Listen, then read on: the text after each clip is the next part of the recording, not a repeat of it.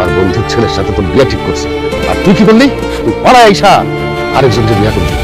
আমার বন্ধুর ছেলে, আমার আত্মীয় স্বজনরা, বন্ধু বান্ধবরা আমার সারাক্ষণ কথা শোনায়। বাবা মার বলে আঘাত দিয়া, তাদের মান সম্মান ধুলায় মিশাই দিয়া স্বামী নিয়া সুখে সংসার করতে চাইছিলি, পারছস? পারস নাই তো। ছোট মানুষ অন্যায় করছে, ভুল করে আমার মাফ করে আমার ভাইটা মরে গেছে, অপিত মারা গেছে, আপনাকে মাফ করে দেন, আমার ভাইটাকে মাফ করে দেন। না, কাউরে মাফ করুন না, আমি কাউরে মাফ করতে পারুম না। যেদিন আমার বাড়ির থেকেও পলায় চলে আইছে সেই দিনই আমার মাইয়া মরে গেছে। আর কোনো মেয়ে নাই, এই খবরটা আমি আপনাদের কাছে দিতে আইছি। আমার আর ওর ব্যাপারে কখনো ফোন করবেন না, খবর দিবেন না।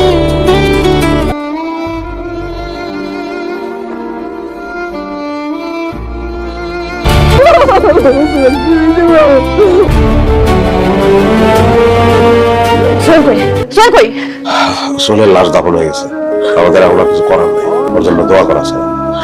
আল্লাহর কাছে দোয়া করো, ওর জন্য বেশ লাশ করে আছে। কি বলতেছেন আপনি?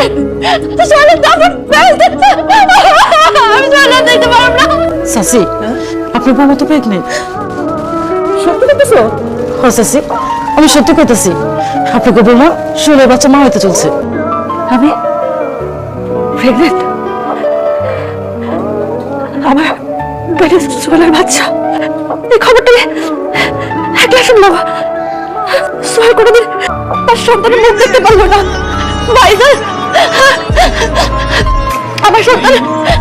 আমার সন্তান তো কোনোদিন বাপের ভালোবাসা পাইবো না। সে তো কেবল বাপ বলে ডাকতে পারবো না। আমার সন্তান যদি জিজ্ঞাসা যে আমার বাপ কই, আমি তাহলে কি জবাব দেবো? আল্লাহ, আমার তুমি একলা শুনে না কেন খবর? আমার সন্তান আমি কি খাবো? আমার সন্তান আমি কি বানাবো? তোমার সন্তানের কোনোদিন কোনো অভাব হইব না। এটা আমার ভাইয়ের ছেলে, এটা আমার ছেলে। আমি যদি বেঁচে থাকি তুমি কখনো মনের মধ্যে আনবে না জ্বর বাপ নাই। আমরা কোনোদিন বুঝতে দেবো না জ্বর বাপ নাই, জীবনেও না। আমার সবাই মানুষ করবো।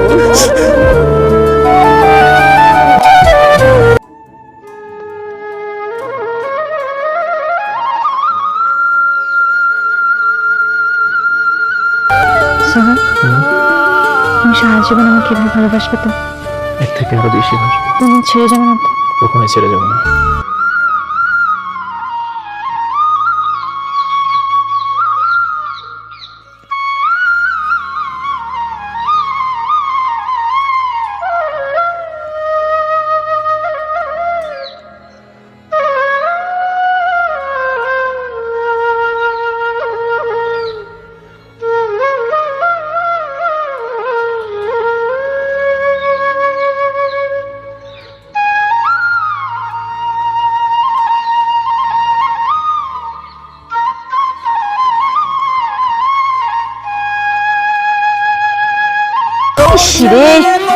আমার শরীরটা ভালো না, তার উপরে এই বিধবাটার লোকে সকাল সকাল দেখা গেল। আমার শরীরটা তো আরো খারাপ হয়ে যাবে। আমার দেখলে আপনার শরীর কেন খারাপ হবে? কারণ তুই একটা বিধবা, অপয়া, অলক্ষী, তুই তো একটা রাক্ষসী। আমি আর আমার দাদি একটা জরুরি কাজে বাইরে হয়েছিলাম, এই অলক্ষীটা চেহারা দেখছি, এখন তো আর যাওয়াই যাইব না। এই, আপনার স্বামী মারা গেছে তো অনেক আগে, আপনি এখন আপনার শ্বশুর বাড়িতে পড়ে আছেন কেন? বিয়া করে অন্য জায়গায় যাইতে পারেন না?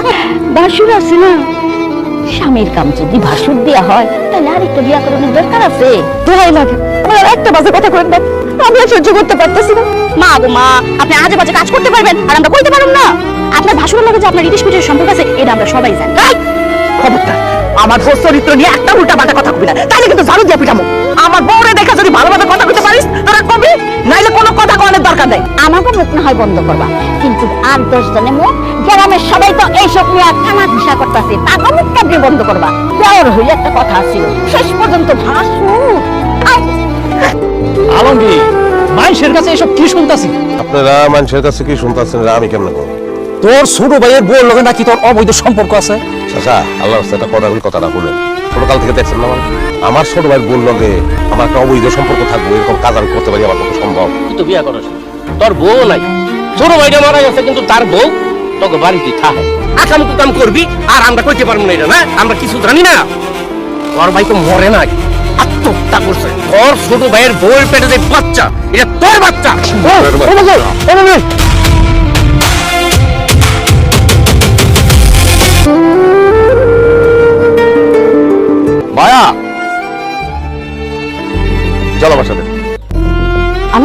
কেন যাবো? আমি তোকে আবার বিয়ে দেবো।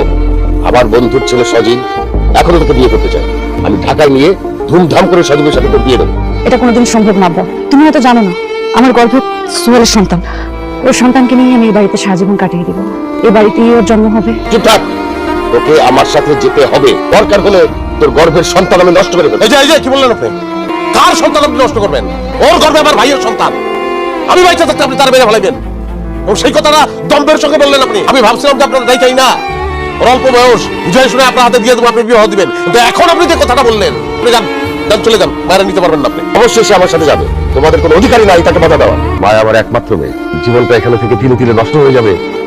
বাবা হিসেবে তো আমি এটা দুদিন মেনে নিতে পারবো। তাছাড়া গ্রামের মানুষ তাকে কলঙ্কিনী বলবে। এই গ্রামের মানুষের মুখ তুমি কি দিয়ে বন্ধ করবে আলমগীর? কোন পরিচয় তুমি এই বাড়িতে তাকে রাখতে চাও? আমার স্ত্রীর পরিচয়। তোমার স্ত্রীর পরিচয় মানে? কারণ আপনি ওরা নিয়ে গেলে আমার কোনো অসুবিধা ছিল না। আপনি যেখানে বিয়ে দিবেন সেই ছেলে নিশ্চয়ই সন্তান রাখতে চায় না, যে কারণে আপনি এখানে এই কথা বললেন। ও চায় সন্তানটা রাখতে, আমার মা চায় তার ছেলের সন্তানটা বাঁচুক, আমি চাই আমার ভাইয়ের সন্তানটা বাঁচুক। এক কথা আপনি এখানে চাইতেছেন না যে সন্তানটা বাঁচুক। আপনার একটা কথা ঠিক, সমাজ এখনো সেই পর্যায়ে যায় নাই। মানুষ এখনো অনেক খারাপ, অনেক উল্টাপাল্টা কথা বলবো, অনেক সমালোচনা করবো, অনেক নিন্দাবন্ধ করবো। বিয়েটা আমি সেই কারণেই করতে চাই। আমার দোহাই লাগে এসব কথা বলবেন না। আমি আমার স্বামী অনেক ভালোবাসি, তাহলে অন্য কোনো পুরুষকে বিয়ে করা তো দূরের কথা, আমি চিন্তাও করতে পারবো না কারো কথা। তাছাড়া আপনি আমার ভাসুর, এটা কোনোদিনও সম্ভব না। তোরে এখান থেকে জোর করে নিয়ে গিয়ে সজীবের সাথে বিয়ে দেওয়াটা ঠিক হবে না। সজীব তোর এই বিয়ে এখন মাইনা নিল, পরবর্তীতে গিয়ে তোর যে আগের বিয়ে সেটা নিয়ে সে কেটে দিবে। আর তোর গর্ভে সোহেলের সন্তান, এটা সজীব করে দিবে নিজের সন্তান হিসেবে মাইনা নিবে না। আমি আর তোর শাশুড়ি অনেক চিন্তা করছি বাবা। আলমগীর তোর গর্ভের সন্তান যে ভালো একটা ভবিষ্যৎ উপহার দিতে পারবে। আলমগীর সোহেলের ভাই, তুই অবোধ করিস না বাবা। তোর ভালোর জন্য বলতিস। না, এটা কোনোদিনও সম্ভব না। আমি আমার স্বামী ছাড়া কাউকে আমার স্বামী হিসেবে মাইনা নিতে পারবো না। তাছাড়া তুমি কেন বুঝতেছো না, যার সাথে তোমরা বিয়ের কথা কইতেছো সে আমার ভাসুর। তারপরে কেন আমি কইতেছি জানো, তোমার গর্ভের যে সন্তান জন্ম নেওয়ার পর তুমি নিজের বাড়িতে থাকতে পারবো, আলমগীরের বাবা হয়ে থাকতে পারবো। আর কোনো মানুষ তোমার চরিত্র নিয়ে কোনো রকম কোনো কথা কইতে পারবো না। মেয়ে মানুষের মাথার উপরে একটা পুরুষের ছায়া দরকার। আমার এটা কোনোদিনও সম্ভব না। লাগবে না তোর আলমগীরের বিয়া করা, করিস না তুই আলমগীরের বিয়া। তোর যা খুঁজে তাই কর, রাস্তাঘাটে গিয়া থাক গিয়া। আল্লাহ যেন আমার সেই অশান্তি না দেখায়, আমি বিষ খাই আত্মহত্যা করবো। এমন কথা বললো না, আমার ভালোবাসার মানুষরা হারাইছি, আমি আমার বাপরে হারাইতে পারবো না। তোমার ইচ্ছার বিরুদ্ধে বিয়ে করছি।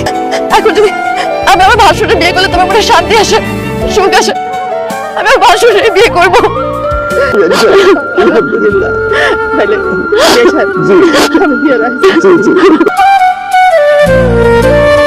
বাইরে তাই তোর সন্তানের একটা সুন্দর ভবিষ্যৎ নিয়ে তোর ভালোবাসা মানুষ মায়ের বিয়ে করতেছি। মাফ করিস আমাকে, আর পারলে তোমার করিস।